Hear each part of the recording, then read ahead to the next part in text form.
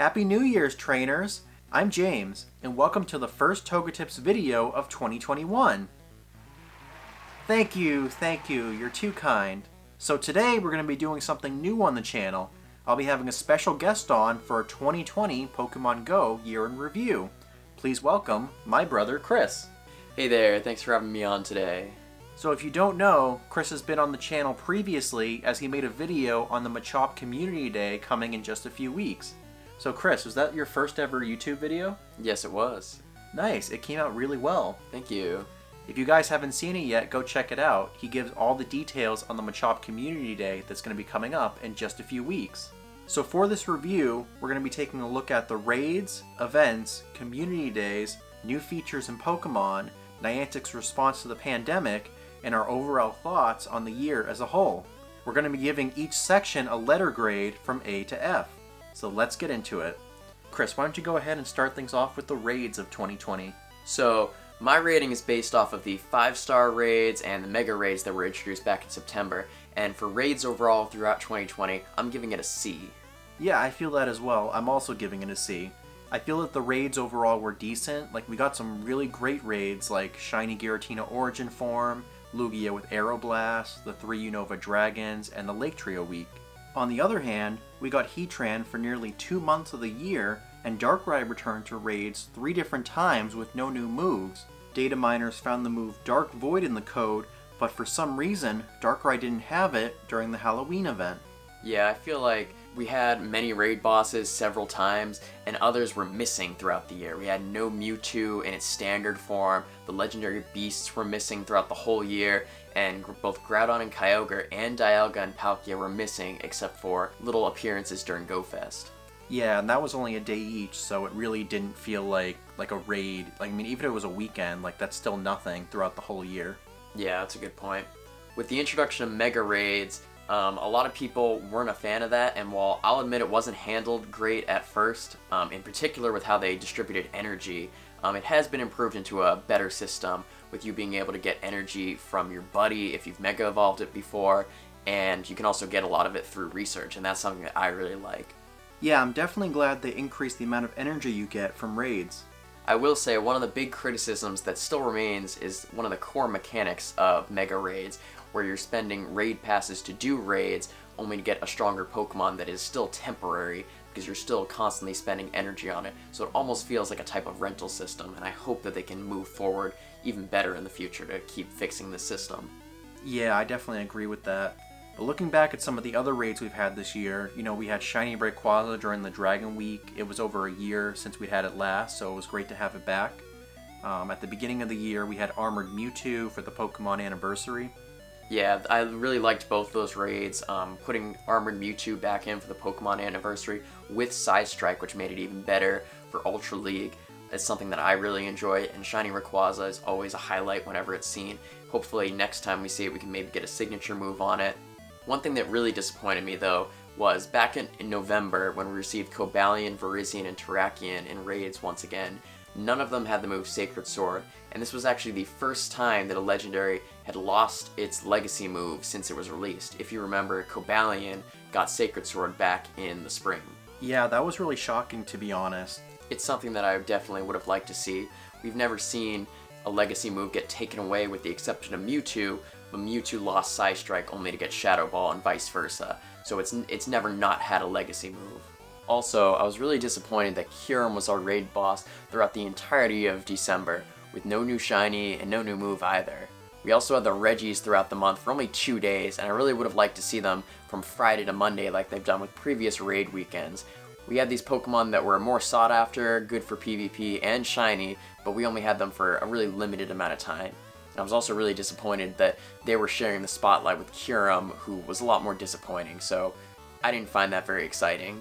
Yeah, I can agree with that. I was also hoping that with Regice they would have given him a week, or at least a full weekend, during the holiday event, but only having him for 2 days really didn't feel like enough time. Yeah, the fact that they didn't do Friday to Monday like they had with a lot of previous events was really disappointing to me.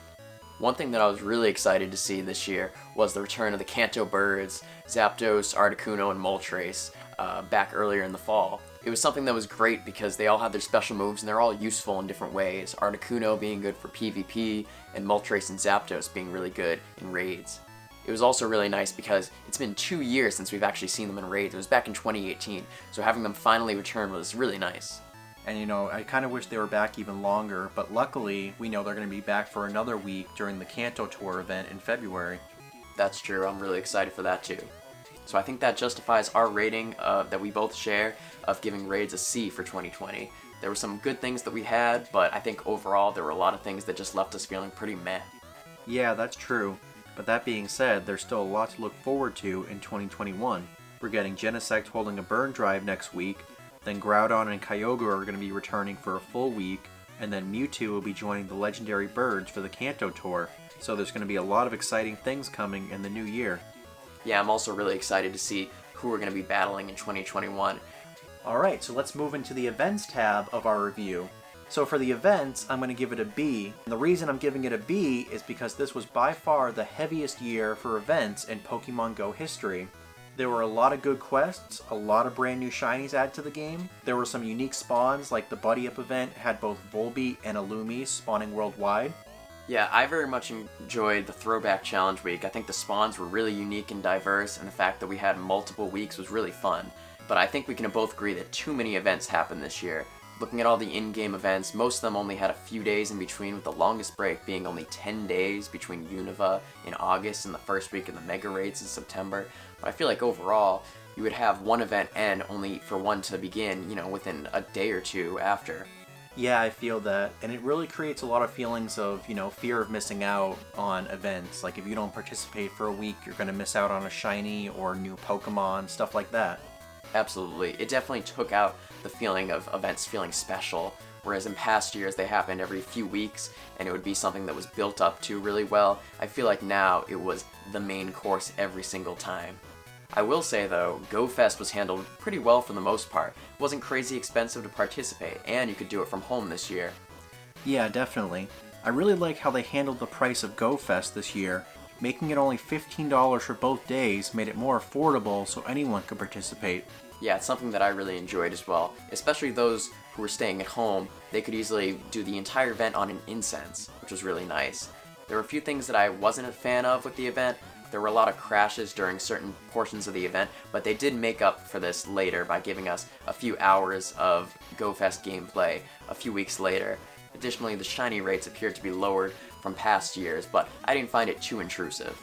Yeah, I agree with that. I felt there were a lot of missed opportunities and lackluster events during the second half of the year. Back in November, we got the Pokemon Home event right after Pokemon Home was released, and honestly, there wasn't really any correlation with using Pokemon Home with the event. Like, there could have been tasks such as sending Pokemon from Pokemon Go to Pokemon Home, but there just wasn't. Also, for the Lake Trio event, they had Shellos from both regions spawning, but what they could have done is either switched regions or done like the Buddy Up event and made them spawn worldwide and given them both their shinies as well. Yeah, I think that would have tied in really well, especially with the water theme with the Lake Trio event. I think that would have been something really exciting. It's always nice when you see regionals spawning everywhere. Oh yeah, and I think we can both agree that the Dragon Week event was beyond disappointing, and that Niantic didn't include such Pokemon as Axew in the Dragon Pool, nor did they address the egg rates when you were hatching eggs.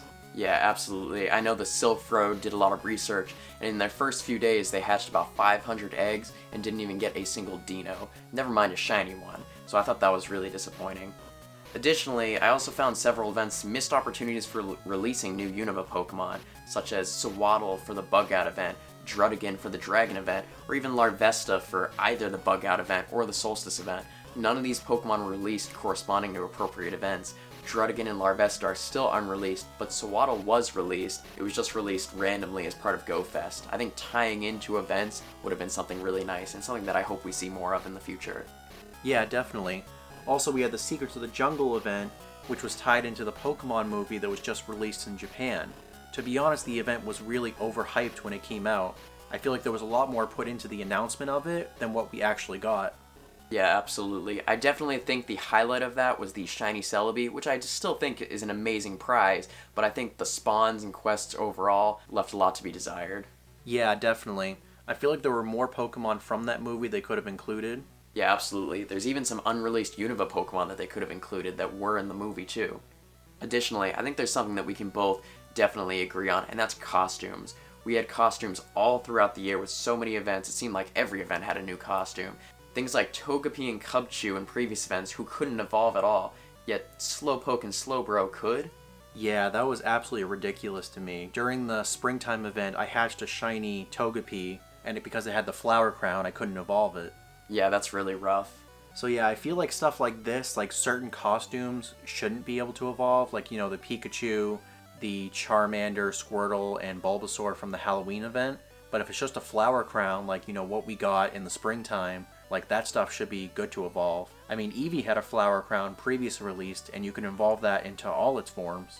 Absolutely. How hard could it really be to put some of these things, such as a bow or flower crown, on the Evolutions model?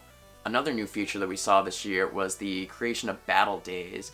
One of them was a Meryl battle day that was focused on doing a bunch of Go Battle League matches and then getting encounters with Meryl. And that Meryl had a boosted shiny chance, and that's something that I really liked. Another thing I really liked was you could choose how much you wanted to play. You could go all out and do all of your Go Battle League sets, trying to get as many Meryl and shiny Meryl that you wanted, or you could just do a few and get one if you wanted. Yeah, and another new kind of event we got this year was incense events. It was really cool because previously full-odd shiny Pokemon like Carvana and Sentret now had boosted rates during these events. And I really liked them because some rarer Pokemon were occasionally attracted to incense during these events like Scraggy and Litwick. Yeah, and like you said, this was another event where, you know, you could play throughout the whole event, or you could just choose certain times to play. Yeah, and this kind of goes into our next topic that we're going to be talking about, Community Days. Community Days halfway through the year got a special change where they changed from 3-hour Community Day windows to 6-hour Community Day windows, plus an additional 2 hours to get the move upon evolution. For our voting, we chose to rank Community Days as a C because during the middle of the year, they gave us options to vote as to which Pokemon would get Community Day. Yeah, I thought the voting was pretty good, but I do wish the choices were a little more balanced. With each of the voting that we had, it seemed like you knew who would win based on the candidates. So I kind of wish you had Pokemon that could really clash together and have a fighting chance. I also liked the initial voting process that they used for the first voting, where Pokestops would have tasks where you would catch Pokemon, and when you redeem that quest, it would add 1 vote to the Pokemon you were trying to get. Yeah, I absolutely think that you should be able to vote in-game. Yeah, since the first voting for Pokemon Go Community Day, they've been doing polls on Twitter for Community Days, and while I think this is a more efficient way of doing things, I think it attracts a lot of buzz from people who don't even play the game, so it kind of muddies the entire process. I think one of the easiest and best ways to do it is to not only return the voting process to the in-game, but also to just have a pop-up menu. That way anyone can very easily participate. Yeah, definitely. And one of the other things I would like to see is maybe a decrease in the number of Pokemon you have to catch. Make it like 10 Pokemon instead of 20. Absolutely. I found that to be kind of a ridiculous number, especially when the actual rewards you were getting outside of the vote was a pretty minuscule amount of dust. Another thing that we saw this year with these voting community days was repeat community days. We finally had a repeat community day from one who had previously had one, being Charmander. And while I didn't find this to be a terrible community day, I feel like repeat community days should be the ultimate community day for said Pokemon and have both of its special moves. Charmander, when evolved into Charizard, only had Dragon Breath for this event, but I feel like they could have also given it Blast Burn for this event. If it became an issue of having 2 charge moves, I think making it so trainers who double move their Pokemon prior to evolving them could get both moves. Yeah, I feel that. Or if they wanted to do it a different way, they could always allow you to charge TM it during the event. Absolutely, it'd be something that I would love to see. But also looking back at some of the other repeats we've had, you know, like Ghastly, Magikarp, Electabuzz, Magmar, I feel like that all took away from, you know, what made Community Day special. You know, it was always a brand new shiny released along with an exclusive move for it. That's something that I am definitely disappointed with. I always love seeing brand new shinies during Community Days, so seeing older ones is kind of disappointing. Another thing that I was disappointed with was a lot of the moves that they gave them in the latter half of the year were attempts at making them better, usually in PvP, but some of them didn't do that very well. Alakazam with Counter didn't make it that good, Porygon Z's Tri-Attack didn't do it many favors, and Magmortar and Electivire's moves both didn't really do much to propel it forward. Electivire's move actually made it worse. So I do hope in the future we'll be seeing more moves that are tailored to making the Pokemon strictly better in either raids and gyms or for PvP. But as we did talk about before, I found the 6-hour community days to make the event a lot more flexible. Additionally, they now made it so incense lasts for 3 hours instead of lures, and so that made it so anyone who had an incense at any point, they could activate it and be able to participate in the community day really easily. Yeah, definitely. The 6-hour window definitely made the event more flexible. And then you also had the 2-hour evolution time after the event, so you could play for the time, and then once the event was over, you'd still have plenty of time to evolve any of your good ones and get the move. Absolutely. It's something that I really liked, and I also liked how I was able to trade with people and then evolve them without worrying about catching other Pokemon during the event. So for community days, it was a tough choice between a B and a C rating. Ultimately, we decided to go with the higher rating because both the increased time of the event as well as the 3-hour incense gave more trainers the ability to play from home. Absolutely. So now we're going to move on to the new features that were added to Pokemon Go this year, and there were a lot of new features. Niantic added remote raid passes to help players raid from home. Pokemon Home was integrated with Pokemon Go. The Go Battle League was introduced. Additional Gen 5 as well as Galarian Pokemon made their debut in Pokemon Go. And OneCoin and free daily boxes were made available in the shop. Yeah, it was a lot of different features. Some of them were better than others, but let's talk about it. So with remote raiding, I feel like this was a feature that a lot of Pokemon Go fans have been asking for a really long time. Absolutely. I don't think it completely took away the meaning of the game. It's still a lot about communicating with friends, and you can still go out to host raids yourself. And there's still areas of the world where people are unable to go outside except to travel for work and go grocery shopping. Yeah, it's something that I think definitely made things a lot more accessible for people. It's something that I love. Moving on to Pokemon Home, I found the implementation of Pokemon Home in Pokemon Go to be a bare minimum of sort. In terms of transferring some of your favorite Pokemon from Go to Home's free up space, I found it to be not enough. The fact that you could only transfer 5 shiny Pokemon each week without paying, that's 20 a month, and I thought that was pretty ridiculous. I would have preferred it to be 10 Pokemon each week at least, or at least have that cooldown period of 7 days be a little less. Yeah, definitely. And also, the $10 to fully recharge your energy is just way too much. I feel like they could have made it like $5 to $7 and more people would have been fine with that. Absolutely. And moving on to the Galarian Pokemon, a lot of them have seen decent relevance in the Go Battle League, such as Stunfisk and Obstagoon. Yeah, and we even had some that were great for raids, like the introduction of Galarian Darmanitan. So overall, I was pretty happy with their implementation so far, and I'm looking forward to seeing more. We also had the introduction of the Go Battle League, which allows players to participate in global trainer battles. With each battle they win, trainers can grow online rankings and obtain special rewards. It gives people something to do outside of raiding, hatching eggs, and catching Pokemon. It gives you something else to do with all your Pokemon. Yeah, definitely. But that being said, there's still some ongoing issues with the game. There's definitely a lot of lag, and it's a continuing issue that may cause you to lose your matches. Yeah, I found that to be pretty frustrating. It hasn't happened to me too much, but I've heard many issues from friends that they've lost matches just because of lag.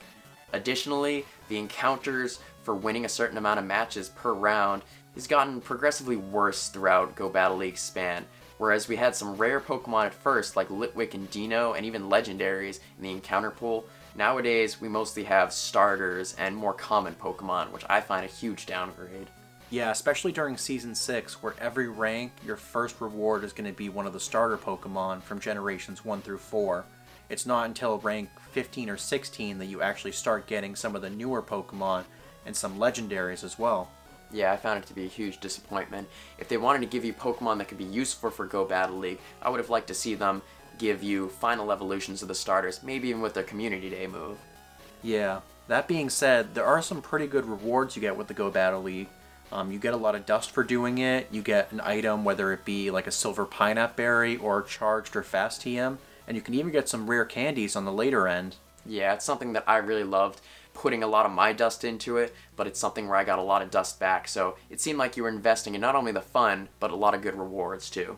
Yeah, and if you also continue doing the Go Battle League, once you reach a certain rank, you can get an Elite Charge TM, and this is one of the only ways that you can get this in Pokemon Go, other than the Community Day boxes during the Community Day events. Yeah, the Elite TMs were a really great addition with this. It's something where you could maybe have a hundo Pokemon from years back, and now you can finally give it that legacy move that was just introduced. It's something that I love to see with Go Battle League. Yeah. And then during the pandemic, Niantic started issuing out one-coin boxes in the shop, which included a lot of useful items like remote passes, Pokeballs, and berries. Yeah, I thought this was a pretty good first step at helping players still be able to play the game during the beginning of the pandemic, and I'm glad that they kept this up throughout the year. Also, what made this new feature even better, if you didn't have any coins, you could contact Pokemon Go support and they would add one coin to your account, essentially making it a free box. Absolutely. So I think both of us can agree that in terms of the new features department, we'd like to give Niantic a B for 2020. So now we're moving on to Niantic's response to the pandemic in 2020. I think that during this time, they've had a pretty good response with the amount of items and the bonuses that they've added to the game, so I gave them a B for this aspect. I absolutely agree with that. At first we had things like the hour incense and also increasing the effectiveness of incense, so you were getting a lot more Pokemon, allowing people to play the game more. And additionally, we also had half egg distance for those who couldn't go out and walk that much, and also getting more gifts from your buddy and letting you hold more gifts so you can make more interactions with your friends. Also, not long until the Go Battle League was initiated, they added a no walking requirement. Before, you would have to walk, 5 kilometers before you could do the Go Battle League sets? Yeah, it was kind of ridiculous. You had to walk a few kilometers between each set. But now we're able to do a full 5 sets without walking at all. It's something that I really like. Oh yeah, and I think we can both appreciate the fact that they doubled the range for both Pokestops and Gym Reach. Absolutely. I will say they need to address lures, as currently you can reach stops, spin them, and attach a lure to them with the double distance. But if you're out of that normal distance after putting a lure down, you won't actually have access to any of the Pokemon that are spawning on it. So I hope to see that changed in the future. That being said, there were some hiccups with the bonuses in October. Around mid-October when we had the Longchamp event, Niantic removed the increased incense spawns, the guaranteed gifts from your buddy, and the half egg hatching distance. I found that to be really premature with a lot of people in the midst of the pandemic. I thought it was really a bad decision. Luckily, they would add it back shortly after. Yeah, that was good on them that they listened to their fans and, they brought it back the way they did. Absolutely. It wasn't perfect, but I think they did a fair amount to helping their players still play during the pandemic in 2020. Alright, so now we're going to give our overall thoughts of 2020. So I think 2020 was a decent year for Pokemon Go, but there's definitely room for improvement. Absolutely. I think we had a lot of good things. Like, we had a few decent raid bosses and some great new features like Go Battle League added, but I feel like with every step forward Niantic took, they also had a few stumbles along the way. A lot of our raid bosses were kind of meh, especially in the latter half of the year, and additionally, we also had a lot of troubles with Go Battle League and whatnot, so I'm hoping we see better things in 2021. I feel like they also need to listen more to the player base, and I feel like in recent years they've been listening more, but throughout the second half of 2020, it seemed like they were a lot more distant than they usually are. Absolutely. I feel like there's a lot of things that the player base has been clamoring for just to help us out, and I feel like they've kind of ignored a lot of that. And I think we can both agree that they need to stop with the bad ticketed events that don't really have a lot of value to the player base, such as the Galarian Mr. Mime event we just had last weekend. Absolutely. I found that pretty offensive in that you were paying $8 for a new Pokemon that was locked out for everyone else, but when you look at Mr. Rhyme and Mr. Mime, it's not that valuable. Plus, I feel like in a few months from now, we're just going to get it in like 7K eggs or a part of some other event going on. Absolutely. It was more of an early access thing, and it's not something that I'm a fan of seeing in Pokemon Go. I also think that content should be a lot paced out better. We've had a slower drip of new Pokemon and new shinies throughout the year, but I feel like they can theme them with events a lot better, and they can pace it out in a way where it feels like we're still getting new Pokemon, but it's not these long crawls without any Pokemon at all. Slower doesn't necessarily mean bad. I couldn't have said it better. So before we end today's video, I want to ask, are there any things that you hope that we're going to get in Pokemon Go in 2021? Yeah, I think there's a lot of things that could be worked on, but if there's one specific thing that I really want to see in 2021, it's adjustments to the rarity of Pokemon. It's something that really needs to be worked on. With many of the Unova Pokemon coming this year, we saw them introduced in an event and were pretty common throughout the event, but after that event, they seemingly vanished. It was even worse when they were introduced in an event where they weren't common. For example, earlier in the year we saw Solosis and Gothita introduced during the Psychic Spectacular. Solosis was pretty common, while Gothita was pretty uncommon. After the event ended though, both Pokemon became extremely rare, and this persisted with many new Pokemon throughout the second half of the year. Sewaddle, a very basic bug-type Pokemon, was uncommon when it was introduced, and it's even more rare right now, and that's pretty ridiculous. And then there's other Pokemon like Univa's fossil Pokemon, Archon and Tortuga, are extremely rare, more so than even Gible. We may have not had an adventure week this year, but we shouldn't have to wait for an event just to be able to find certain Pokemon. Having rarer Pokemon is fine, but I would really like to see adjustments made to the rarity of Pokemon so they're at least obtainable. That's a really good idea. I'm really hoping for more worthwhile events, as well as having longer periods of time in between events. When events were first introduced into Pokemon Go, they felt special. It was a time when rare Pokemon would be spawning, and we didn't know when we'd have another event just like it. Now it feels like there's an event every day of every week, and it just takes away from what made them great in the first place. Also, having a longer time in between events would allow players to recoup and catch other Pokemon that were blocked from spawning during the event, which would also get them even more excited when the next event came around. I absolutely agree with that. I think it would help with the pacing of the year and make players feel more excited for a lot of these events, because I know in past events they've been kind of lackluster, but I think pacing them out better will make people more excited for them. Yeah, exactly. And we'll just have to wait and see what Niantic does with the future in 2021. Hopefully it's a good year. So guys, what did you think about the 2020 year in Pokemon Go? Let us know down in the comments. Also, if you enjoyed today's video, consider subscribing to the channel to stay up to date when I release my newest videos. And much thanks for supporting the channel. I'm excited to bring you guys more great content in the new year. So until next time, thank you so much for watching, I hope you have a great day, and I will see you all in the next video. Take care.